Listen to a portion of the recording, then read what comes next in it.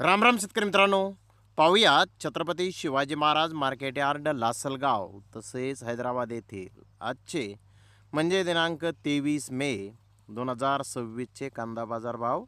चला तर मित्रांनो जाणून घेऊयात आज या मार्केटमध्ये कांदा भावाची आवकेची परिस्थिती नेमकी कशी आहे. मागील बाजाराच्या तुलनेमध्ये आज इथे कांद्याच्या भावामध्ये काही बदल आहे का याची सविस्तर माहिती अगदी थोडक्यात आपण या व्हिडिओमध्ये जाणून घेणार आहोत. त्यासाठी मित्रांनो आपल्याला व्हिडिओ संपूर्ण पाहायचा आहे. तर मित्रांनो सुरुवात आपण करूयात नाशिक जिल्ह्यातील महत्त्वाचं कांदा मार्केट असलेल्या लासलगाव येथून. लासलगाव येथे 559 वाहनांचा लिलाव आज झाला. 500 रुपयापासून 1700 रुपये क्विंटलपर्यंत आज लासलगाव येथे कांदे विकले. सरासरी कांदा 1250 रुपये क्विंटलपर्यंत आज लासलगाव येथे सरासरी कांद्याचे बाजारभाव हे निघालेले आहेत.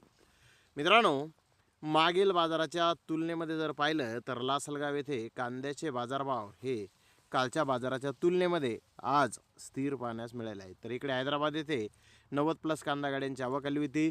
1-2 लॉट डबलपत्ती कांद्याचे 1600 ते 1700 रुपये क्विंटलपर्यंत विकले. बिग साईज कांदे 1200 ते 1500 रुपये क्विंटलपर्यंत विकले.